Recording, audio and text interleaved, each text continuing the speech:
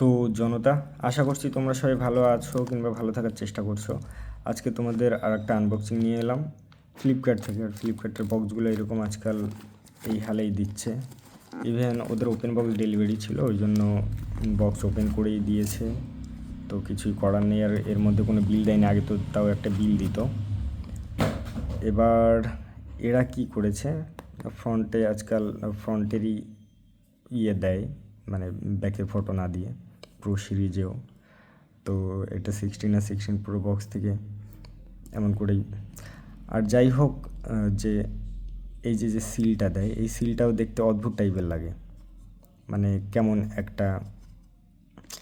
তো ফ্লিপকার্ট এই সিলটা অন্যরকমের করতে পারতো, যেটা আরও অ্যাট্রাকটিভ লাগে, কিংবা যেটা না দিলেও পারতো এমন করে। যাই হোক, দিচ্ছে ওরা। আর আনবক্স করার পরে এমন কন্ডিশনের ফোন থাকে, আমি যদিও 2 দিন ইউজ করছিলাম, একটা পেপার লাগিয়ে নিয়ে এসেছি, সেটা ঠিকঠাক করে লাগেনি। আর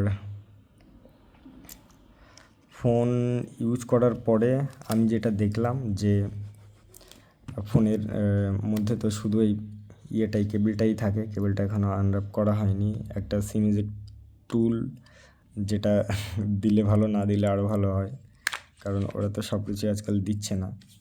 আবার ফোনের ব্যাটারি খারাপ হলে বলবে যে হ্যাঁ। তো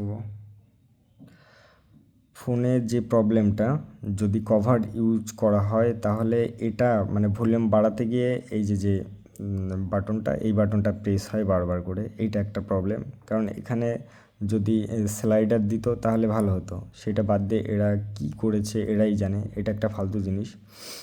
আর প্রায় টাইমেই দেখা যায় যে এই বাটনটা বন্ধ করেই রাখতে হয়, কারণ এই বাটনটা প্রেস পড়ে যায় কিংবা যে কোনোভাবে এটা অ্যাক্টিভ হয়েই যায়। আর এটা এতটা অকওয়ার্ড একটা পজিশনে রাখা, তো যেটা এরা কি করে করলো আমি ওটাই বুঝতে পারি না। মানে এটা যাতার লেভেলের একটা ব্যাপার, যে এই যে যেটা অকওয়ার্ড একটা পজিশনে রেখেছে, যেটা সবাই বলে না এরকম, না কোনোভাবে ইউজ করার মতন কোনো সিস্টেমই নেই। আর এটাও সেই ভলিউম আপ ডাউনের কাছে, তাহলে এক সাইডে দিয়ে দিত,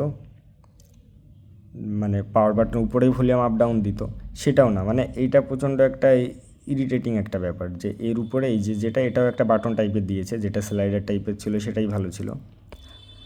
আর ওদের এটা ন্যাচারাল টাইটেনিয়াম কালার।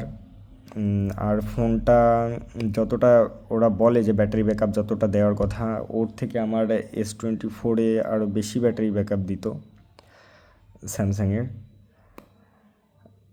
আর ক্যামেরা তো মোটামুটি ঠিকঠাকই, কিন্তু ফোন প্রচুর গরম হয়, নর্মালিও গরম হয়। তো প্রো সিরিজ না নিয়ে, মানে এই টাইটেনিয়ামের বডি না নিয়ে অ্যালুমিনিয়ামের বডি নিলে ভালো, কিন্তু এটা তো অনেক স্টেবল, মানে একটুখানি যেটাকে বলে যে স্টেনলেস স্টিল থেকেও ভালো। তো সেইটা একটা ব্যাপার, কিন্তু ফোন প্রচুর গরম হয়, একটুক্ষণ ক্যামেরা অন করে রাখলেও গরম হয়।